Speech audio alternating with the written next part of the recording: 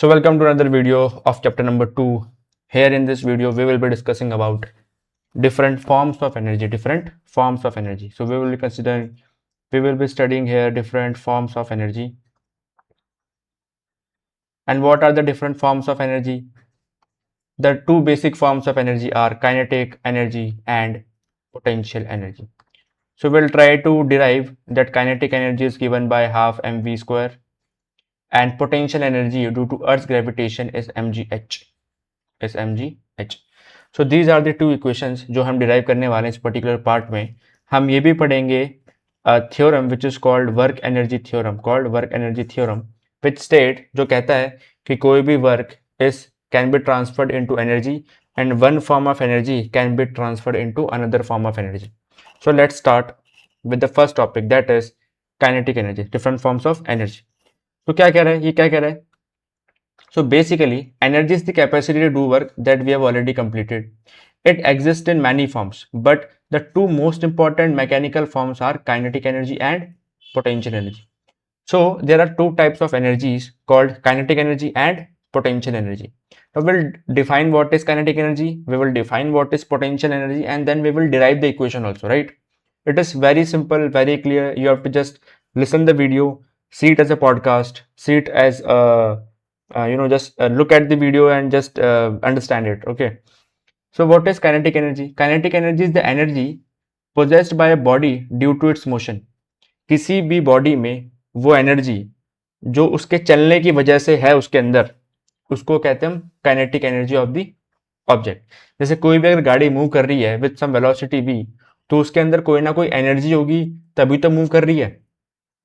तो उसके अंदर जो भी एनर्जी थी, जो उस एनर्जी के दम पर वो चल रही है, तो चलते टाइम वाली जो एनर्जी है उसे हम कहते हैं काइनेटिक एनर्जी. क्या बोलते हैं?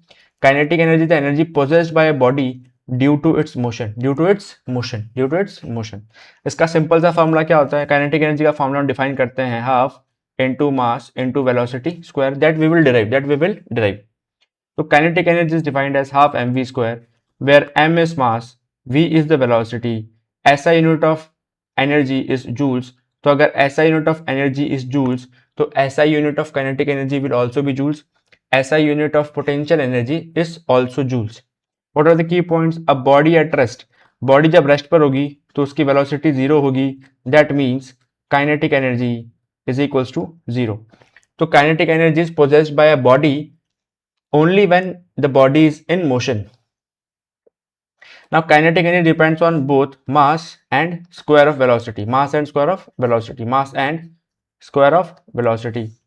If velocity doubles, kinetic become 4 times. अगर velocity 2 times होगी तो 2v का स्क्वायर करेंगे तो 4v square. How much? 4v square. तो velocity will be 4v square and kinetic energy will be twice. तो 4 times नहीं आएगा. See, if initially kinetic energy is half mv square, if the energies become doubles, so m into 2v square, now 1 by 2 into m into 4v square, तो 2 से 2 cut जाएगा. Now that will be हाँ कह सकते हैं कि it will be 4 times 4 of half mv square. So when the velocity of the particle becomes twice, kinetic energy becomes 4 times. Example क्या है? A moving car and a flying cricket ball. Very simple, very easy. Kinetic energy of an object is defined as half mv square. आते हैं अभी next part में, that is potential energy. तो क्या है potential energy? Potential energy is the energy possessed by body due to its position और configuration. जैसे for example हम रबर बैंड लेते हैं. क्या लेते हैं? Rubber band. तो हम रबर बैंड को खींचते हैं तो we are applying force such that it expands. तो उसके अंदर एक इलास्टिक पोटेंशियल एनर्जी स्टोर होती है, यानी कि जब भी मैं वो खींचा, मतलब वो फोर्स को हटाऊंगा तो rubber band will try to regain its position. तो हमने खींचकर क्या किया? हमने खींचकर उस रबर बैंड में एक एनर्जी स्टोर कर दी है, that is elastic potential energy. Same चीज हम मैग्नेट में करते हैं, that is called magnetic potential energy. Same चीज ग्रेविटी में होती है, that is gravitational potential energy. So step by step will going to derive all the formulas, all the equations. Just patiently keep watching the video.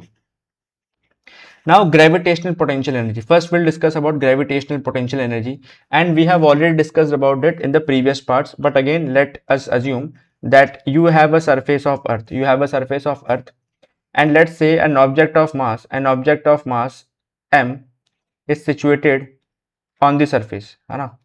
Let's say on the surface of earth there is an object of mass m kgs. There is an object of mass m kgs. Now due to earth's gravity, this mass will be always attracted towards the center of the mass with a force mg. इस object पर हमेशा mass लगेगा F equal to M G नीचे की तरफ. जब मुझे इस ऑब्जेक्ट को ऊपर खींचना हो या फिर किसी हाइट h पर पहुंचाना हो, तो I will apply N opposite force. कितना? mg जितना अपोजिट फोर्स ऊपर लगाना पड़ेगा उसको ऊपर खींचने के लिए. तो हम देखते हैं कि हमने कितना वर्क डन किया. तो हमने वर्क डन किया इसके ऊपर फोर्स ऊपर की तरफ. तो फोर्स ऊपर की तरफ कितना? mg. एंड डिस्प्लेसमेंट कितना था हमारा? डिस्प्लेसमेंट था h.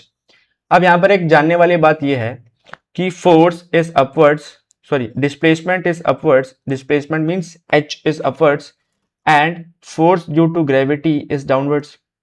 और दोनों के बीच का जो एंगल है वो 180 डिग्री है. तो हमने कहा कि work done is minus mgh, क्योंकि cos 180 is equal to negative.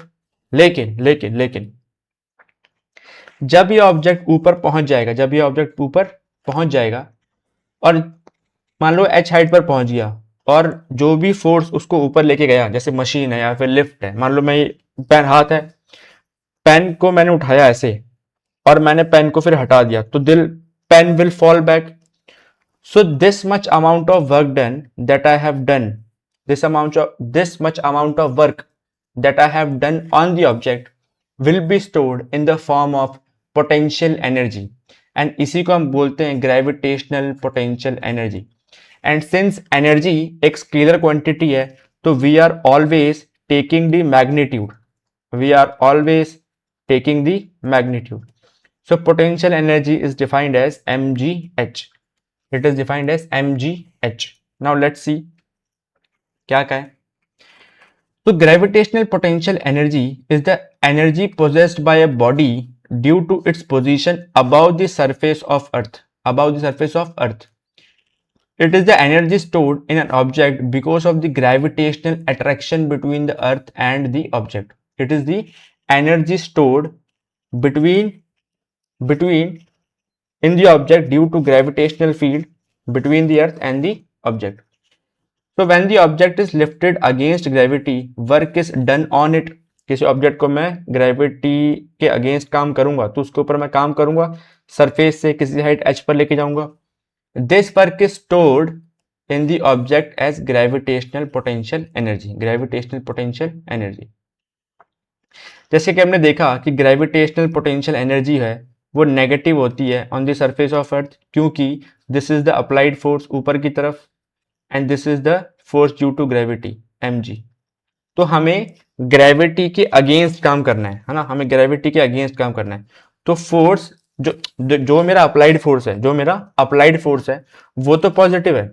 जैसे मान लो ये अर्थ है ना, इस अगर ऑब्जेक्ट मास को मुझे ऊपर ले जाना है तो this is my applied force, but gravitational force is mg. तो work done by gravitational force is negative, क्योंकि फोर्स नीचे लग रहा है और डिस्प्लेसमेंट ऑब्जेक्ट का ऊपर है. तो उस केस में एंगल कितना होगा? 180 डिग्री. तो उस केस में work done will be negative. लेकिन मुझे जब किसी ऑब्जेक्ट को ऊपर उठाना है, क्या उठाना है? ऊपर, तो मुझे फोर्स को अप्लाई करना पड़ेगा ना ऊपर की तरफ. तो उस केस में अप्लाइड फोर्स ऊपर, डिस्प्लेसमेंट ऊपर, दोनों के बीच का angle theta equal to 0, and in that case work done is positive. तो हम कह सकते हैं कि work done by gravitational attraction due to gravity is negative, but अगर मैं उतना ही फोर्स ऊपर लगाऊं in the same direction of the displacement, work done is positive. तो हम कह सकते हैं कि work done is positive and potential energy is stored in the body. ठीक. तो क्या कह रहे हैं ये क्या कहना चाह रहे हैं? Imagine lifting a stone from earth surface all the way to infinity. उन्होंने बोला कि एक अर्थ लो और एक पत्थर को सोचो कि वो इन्फिनिटी पर गया। कहाँ गया? इन्फिनिटी पर। उसको इन्फिनिटी पर ले गए। अच्छा, at infinity earth gravitational force becomes essentially zero. तो इन्फिनिटी पे F equal to M G तो जीरो हो जाएगा। सही बात है। Stone is completely free from earth gravitational attraction, therefore potential energy at infinity is zero. Potential energy at infinity is zero. ठीक, infinity पर जीरो है, इन्फिनिटी पर क्या है? जीरो। ठीक है, समझ में आया। Now consider the stone on earth surface. अब समझो कि वो स्टोन जो है अर्थ के सरफेस पर है। Since the earth is attracting it, earth जो है स्टोन को क्या कर रही है? अट्रैक्ट कर रही है। The stone is in a bound state, stone is in a bound state, यानी कि जो स्टोन है वो अर्थ की ग्रेविटी की वजह से अर्थ के अंदर ही फंस के रह गया है। अब उसको जब अर्थ से बाहर निकालना है तो मुझे एक्सट्रीमली हाई फोर्स लगाना पड़ेगा। नॉर्मली अगर मैं उसको फोर्स नहीं दे रहा, नॉर्मली उसको फोर्स नहीं दे रहा, तो वो अर्थ की ग्रेविटी में फंस चुका है, अर्थ की ग्रेविटी में फंस चुका है। वो खुद से अपने आप से उसमें इतनी एनर्जी नहीं है कि वो बाहर चले जाए अर्थ की ग्रेविटी को छोड़कर। To remove it completely from earth gravity, उस ऑब्जेक्ट को अर्थ की ग्रेविटी से कंप्लीटली बाहर निकालने के लिए एनर्जी मस्ट बी सप्लाइड, उसको एनर्जी देना जरूरी है। यानी कि ये पेन है, पेन नीचे रखा है तो वो अपने आप से थोड़ी चला जाएगा ग्रेविटी के बाहर, उसको मुझे उठाना पड़ेगा, फोर्स लगाना पड़ेगा, ऊपर धक्का देना पड़ेगा, तभी तो ग्रेविटी को छोड़ करके बाहर जाएगा। तो हमें उस ऑब्जेक्ट को एनर्जी देनी पड़ेगी, तभी वो ऑब्जेक्ट ग्रेविटी, अर्थ की ग्रेविटी से बाहर जाकर इन्फिनिटी पर पहुंचने की क्षमता रखता है, नहीं तो नहीं। Therefore its energy must be less than zero, must be less than zero, hence potential energy is negative, potential energy is negative।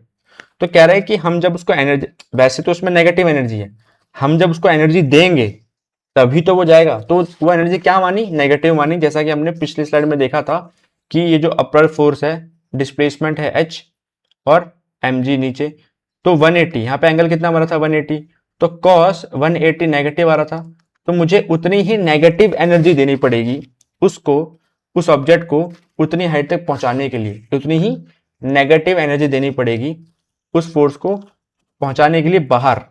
ठीक है, आया समझ? आया समझ? आया कि नहीं आया? ठीक है। कंफ्यूजन ज्यादा है तो ये सोचो कि पोटेंशियल एनर्जी सरफेस अर्थ पर पोटेंशियल एनर्जी पॉजिटिव ही होती है, इतना कंफ्यूजन लेने की कोई जरूरत नहीं है। Potential energy less than zero concept अगर समझ में आया तो अच्छी बात, नहीं आया तो ये समझो कि potential energy surface of earth पर होती है positive. Potential energy is equals to mgh, इतना याद रखो बस। Potential energy is equals to mgh, इतना याद रखो, बहुत है, इतना याद रखो, बहुत है। Now derivation of gravitational potential energy. पहला स्टेप क्या है? पहला स्टेप है वेट ऑफ द ऑब्जेक्ट। तो वेट ऑफ द ऑब्जेक्ट मेरे को पता है, weight of the object is mg, weight of the object is mg। Second is हमें क्या करना है? वो जो ऑब्जेक्ट है उसको लिफ्ट करना है, उसको क्या करना है? लिफ्ट करना है, उठाना है किसी हाइट h तक। अच्छा, तो जब हम उस ऑब्जेक्ट को उठाएंगे किसी हाइट h तक, तो उसका वेट तो mg है और मैंने अपवर्ड फोर्स लगाना पड़ेगा। कैसा लगाना पड़ेगा? अपवर्ड फोर्स, है ना। तो हमें वर्क डन करना पड़ेगा। उसका वेट तो था mg, तो फोर्स कितना था? mg, और हाइट कितनी? h। ये अर्थ, ये मेरा मास और ये हाइट, और ये mg लग रहा है नीचे, mg लग रहा है नीचे। तो पोटेंशियल एनर्जी कितनी हो जाएगी? mg h। Potential energy will be mg upward force, उतना ही opposite upward force multiplied by h। तो potential energy is mg h। अब आते हैं नेक्स्ट टॉपिक पर, that is elastic potential energy. तो जैसे ग्रेविटेशनल पोटेंशियल एनर्जी होती है वैसे ही इलास्टिक पोटेंशियल एनर्जी होती है। वो क्या होती है? Elastic potential energy is the energy stored in the object due to its stretching और कंप्रेशन। जैसे स्प्रिंग है, स्प्रिंग, तो हम स्प्रिंग को जब प्रेस करेंगे, स्प्रिंग को जब प्रेस करेंगे तो वो कंप्रेस हो जाएगी। ऐसे क्या हो जाएगी? कंप्रेस। जब वो कंप्रेस होगी तो उसमें एक क्षमता है, उसमें एक पोटेंशियल है कि वो जैसे ही मैं उस फोर्स को हटाऊंगा, जैसे ही मैं अप्लाइड फोर्स को हटाऊंगा, वो स्प्रिंग जो है इस डायरेक्शन में फोर्स लगाएगी। वो फोर्स कहाँ से आया? वो स्प्रिंग के पास वो एनर्जी कहाँ से आई? क्योंकि मैंने पहले फोर्स लगाया था, पहले मैंने उसके ऊपर वर्क डन किया था। वो जो मैंने वर्क डन किया था पहले, वो उस स्प्रिंग में स्टोर्ड हो गया। क्या हो गया? स्टोर्ड हो गया इन the form of spring potential energy. उसको इलास्टिक पोटेंशियल एनर्जी भी बोलते हैं। और रबर बैंड जो मैंने एग्जांपल दिया था फर्स्ट पार्ट में, जैसे rubber band, stretch rubber band, a compressed ring, a drawn bow, है ना। ये देखो ये वाला, ये धनुष है, धनुष, धनुष को जब पीछे खींचते हैं तो इसको, इसकी जो इसका जो धागा है, प्रतिंचा धागा, वॉट एवर यू, जो भी इसका हम बोल सकते हैं, तो it stretches and it pushes the arrow forward, pushes the arrow forward. तो ये भी किसका एग्जांपल है, elastic potential energy. And another example is the trampoline, जिसमें हम कूदते हैं बच्चे मजे करने के लिए, वो वाला। Now kinetic energy we have already seen the formula half mv square. Now we'll try to derive the formula for kinetic energy. तो तुम सोचो, मैं पहले डिराइव करता हूं अपने हिसाब से, देन हम देखेंगे कि मैंने इसमें लिखा भी हुआ है, इसमें कोई बहुत बड़ी बात नहीं है। Consider an object of mass m, ठीक है, एक कंसिडर कर लो ऑब्जेक्ट ऑफ मास m, ठीक है। उसकी इनिशियल वेलोसिटी कितनी है, उसकी इनिशियल वेलोसिटी है 0 मीटर पर सेकेंड, है ना। मैंने उसके ऊपर लगाया फोर्स, और कुछ टाइम के बाद उसकी जो मास है वो यहां पहुंच गया और उसकी वेलोसिटी हो गई v, which is not equal to zero. तो एक ऑब्जेक्ट है ऑफ मास m, वो पहले रेस्ट पर था, मैंने उसके ऊपर फोर्स लगाया और उसको कुछ एक्सेलरेशन मिला, और वो उसकी वेलोसिटी u से कितनी हो गई, v हो गई। अच्छा, तो जो मैंने उसके ऊपर फोर्स लगाया वो फोर्स कितना था, m इंटू ए। उसके ऊपर जब मैंने फोर्स लगाया तो उसका मास तो m था, तो उसको कुछ एक्सेलरेशन भी मिला होगा, तो उसका फोर्स कितना कहा गया, m इंटू ए। अच्छा, उसकी इनिशियल वेलोसिटी थी 0 और फाइनल वेलोसिटी थी v, उसका एक्सेलरेशन था a, और जो उसने डिस्टेंस ट्रेवल किया ना वो कितना s। तो हम निकाले कि इसमें वर्क डन हमने कितना किया है, हम निकाल लेते हैं वर्क डन कितना किया है। Work done is force into displacement, तो फोर्स तो मुझे पता है और डिस्प्लेसमेंट को हम ऐसे लिखते हैं फोर्स इनटू डिस्प्लेसमेंट, ये मेरा डिस्प्लेसमेंट है s, तो फोर्स तो लगा ma और डिस्प्लेसमेंट है s, ठीक है।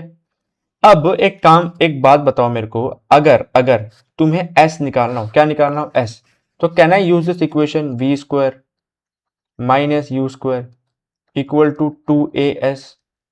v square is v square but u square is 0, initial velocity 0, तो this is minus 0 square divided by 2 is equals to as।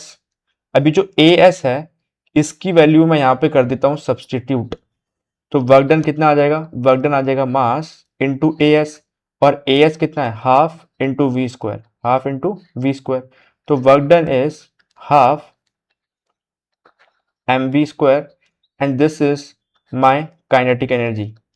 Work done is transfer of energy, so this is my work done is equivalent to energy, and in this case this is my kinetic energy. So let's see it again. So applied force is ma, F equal to ma, then work done is F into displacement s, and work done is m into a, which is force, into displacement s. Now the body has initial velocity u equal to 0. So using this equation v square minus u square equal to 2as, I know that u equal to 0, so v square becomes 2as, therefore as becomes v square by 2. Now we can substitute as की value in this particular equation, and then we can find F equal to mas and mas, and as is equals to v square by 2, so work done become half mv square. And हमें पता है कि कोई भी work हम करते हैं किसी बॉडी के ऊपर तो वो ट्रांसफर होता है in the form of energy, है ना। तो this according to work energy theorem, the work done on a body is equal to increase in its kinetic energy, therefore kinetic energy becomes half mv square. उसकी पहली velocity थी 0, अब उसकी velocity हो गई v, और उसको कितनी एनर्जी मिली, उसको एनर्जी मिली इतनी half mv square, and this is the energy possessed by the object due to its motion. Clear. Now let's move to next, that is forms of kinetic energy. तो पहली kinetic energy क्या है, translation, कि एक object है straight line में चल रहा है विद वेलोसिटी v, तो उसकी कितनी हो जाएगी kinetic energy, half mv square. And in class 10th यही इंपॉर्टेंट है, ये सारी तो वाइब्रेशनल और रोटेशनल तो बस पता करने के लिए कि होती क्या चीज है, अच्छा, definition. Translation kinetic energy is the energy possessed by an object when its entire body moves from one place to another. In translation motion, every particle of the body moves through the same distance in the same direction. ठीक है, half M V square linear velocity. कैसी? Straight line में चल रहा है. कैसे चल रहा है? स्ट्रेट लाइन में. Second is rotational kinetic energy. तो रोटेशनल काइनेटिक एनर्जी क्या है कि मान लो मेरे पास कोई एक ऑब्जेक्ट है, वो ऐसे रोटेट कर रहा है. क्या कर रहा है? ऐसे रोटेट कर रहा है एंटी क्लॉकवाइज. तो वो जो एनर्जी उसके पास है due to its rotational motion, that is called rotational kinetic energy. Energy possessed by a body due to its rotation about a fixed axis is called rotational kinetic energy. Third is vibrational kinetic energy. कोई भी object है वो vibrate कर रहा है. क्या कर रहा है? ऐसे वाइब्रेट कर रहा है. तो that energy possessed by the particle due to its vibration, energy possessed by a body due to its to and fro motion. यहाँ से यहाँ पर, यहाँ से यहाँ पर, यहाँ से यहाँ पर, यहाँ से यहाँ पर, यहाँ से यहाँ पर, यहाँ से यहाँ पर. तो वो जो एनर्जीज के पास उसने पोजेस कर रखी है due to its vibrational motion, उसको हम बोलते हैं वाइब्रेशनल काइनेटिक एनर्जी. ठीक, अब चलते हैं आगे. Relationship between kinetic energy momentum. ये बहुत ही सिंपल है, यहाँ पे कर देता हूं मैं. तो हमें पता है kinetic energy is given by half M V square and momentum is equal to mass into velocity. Now I can write kinetic energy as 1 by 2 mv square multiplying and dividing by v. तो मुझे कितना मिलेगा? ये half into M V का whole square divided by M. Now M V equal to P, तो kinetic energy will be equal to half p square upon m. This is the first equation. Now I can also write this equation. I can also write that momentum p square is equals to 2m into k, and p is equals to under root 2mk. So this is the relation between kinetic energy and momentum. Kinetic energy and momentum. I hope you must have understood. Now if you have understood, let's see how we have derived. From the momentum equation, momentum is mass into velocity. Rearranging velocity is p into v. Now kinetic energy is half mv square. Now v is p upon m, so v का square p square upon m square. Ultimately we'll get kinetic energy is p square upon 2m. Kinetic energy is P square upon 2m, तो 2m into kinetic energy is equal to momentum का square, and momentum is under root 2m into kinetic energy, which is an important equation. तो this is the relationship between kinetic energy and momentum. अच्छा, अब आगे चलते हैं. Now this are the formulas that I have listed. तो यहां तक तो हमने कर ही लिया था कि momentum is under root 2mk into E. Kinetic energy is directly proportional to momentum का square, and kinetic energy is directly proportional to 1 upon m. Kinetic energy is directly proportional to 1 upon m. आया समझ? Kinetic energy for constant momentum. If momentum is constant, kinetic energy is directly proportional to m. Only if the momentum is constant. इस condition को satisfy होने के लिए it is compulsory that momentum must be constant.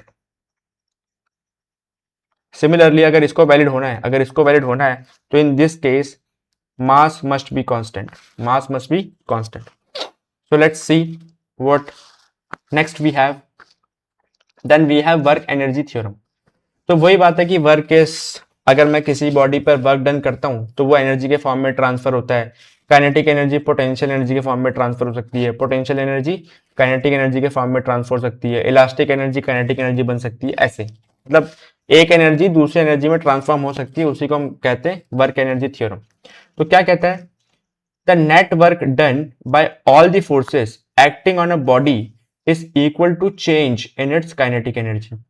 यानी कि किसी भी body पर जो टोटल अमाउंट ऑफ फोर्स लगाया गया और उस फोर्स से उस बॉडी के अंदर जो वर्क डन हुआ, that is equal to increase in kinetic energy और चेंज इन काइनेटिक एनर्जी.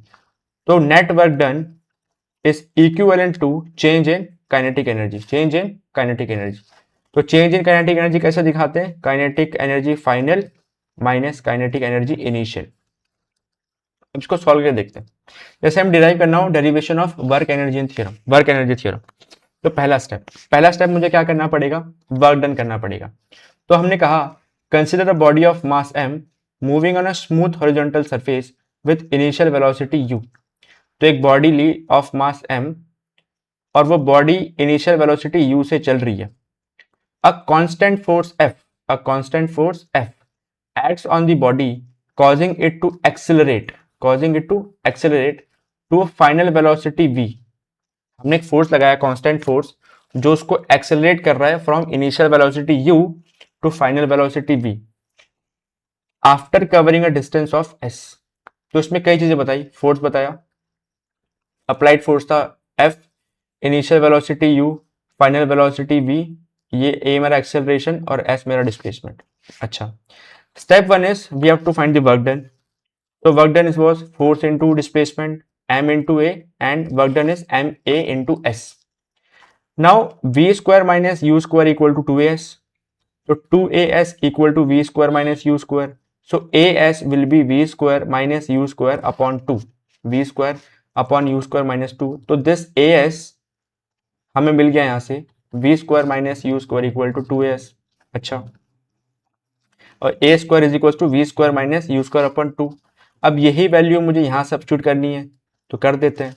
तो work done is m into a into S is V square minus U square upon 2।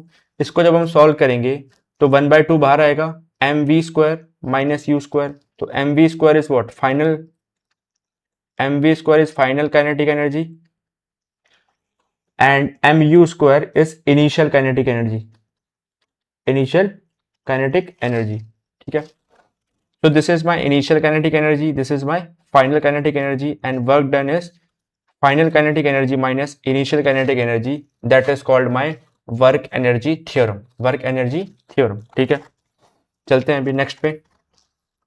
Now हमें पता है कि वर्क एनर्जी थ्योरम क्या कहता है कि कोई भी जब हम वर्क डन करते हैं किसी ऑब्जेक्ट के ऊपर तो उसकी काइनेटिक एनर्जी को इंक्रीज करता है।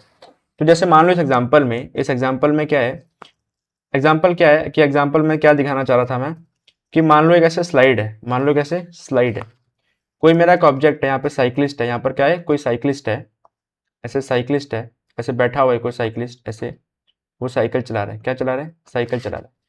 तो वो सरफेस से h हाइट के ऊपर है, तो उसकी एनर्जी कितनी है उसके पास, mgh। तो जब वो आएगा नीचे की तरफ तो उसकी जो पोटेंशियल एनर्जी है वो कम होते होते यहाँ पर वो बदल जाएगी प्योर काइनेटिक एनर्जी में। तो इस पर्टिकुलर पॉइंट पर उसकी काइनेटिक एनर्जी होगी मैक्सिमम और पोटेंशियल एनर्जी होगी मिनिमम। फिर वो वापस ऊपर जाएगा तो उसकी पोटेंशियल एनर्जी बढ़ गई, फिर वापस नीचे आएगा, पोटेंशियल एनर्जी घट गई, काइनेटिक एनर्जी बढ़ गई, फिर वापस ऊपर जाएगा, पोटेंशियल एनर्जी बढ़ गई, काइनेटिक एनर्जी कम हो गई। तो यहाँ पे वही दिखाया गया है कि जैसी देखो यहाँ पर काइनेटिक, जैसे यहाँ पर आएगा काइनेटिक एनर्जी बढ़ जाएगी मैक्सिमम। देखो यहाँ पर देखो इधर maximum kinetic energy, maximum potential energy. फिर से दिखाता हूँ मैं, यहाँ पे देखो, यहाँ पे जब यहाँ से क्रॉस होगा तो काइनेटिक एनर्जी मैक्सिमम होगी, यहाँ पे आएगा तो पोटेंशियल एनर्जी मैक्सिमम हो गई, यहाँ से पास होगा तो काइनेटिक एनर्जी मैक्सिमम, और यहाँ पर पहुंचेगा तो पोटेंशियल एनर्जी मैक्सिमम। तो यानी कि कहने का मतलब है कि एक एनर्जी दूसरे एनर्जी में कन्वर्ट हो रही है, पोटेंशियल एनर्जी काइनेटिक में कन्वर्ट हो रही है और फिर काइनेटिक पोटेंशियल में, potential kinetic, kinetic potential, potential kinetic, kinetic potential. और जब ये घूम रहा है तो हम कह सकते हैं कि टोटल एनर्जी, इसकी जो टोटल एनर्जी है, टोटल एनर्जी क्या है, kinetic energy plus potential energy, वो total energy is always constant, total energy is always constant. हो उसकी पोटेंशियल एनर्जी पहले मैक्सिमम है, फिर मिनिमम हुई, फिर काइनेटिक एनर्जी मैक्सिमम हो गई, फिर पोटेंशियल एनर्जी मैक्सिमम हो गई, फिर काइनेटिक एनर्जी मैक्सिमम हो गई, फिर पोटेंशियल मैक्सिमम हो गई। लेकिन उसका जो सम है kinetic energy plus potential energy का जो सम है दैट इज कांस्टेंट। एंड इसे हम कहते हैं मैकेनिकल एनर्जी, इसे हम कहते हैं mechanical energy. Clear? So this is what we have in this particular part. I hope you must have understood what I have taught in the class, and I hope that you must have liked the video. So in the next part, we will be discussing about the numericals. We will be solving all the numericals of the chapter. And if any topic is left, kindly suggest me that in the comment section so that I can add that topic and help you out for your examinations. Thanks for watching.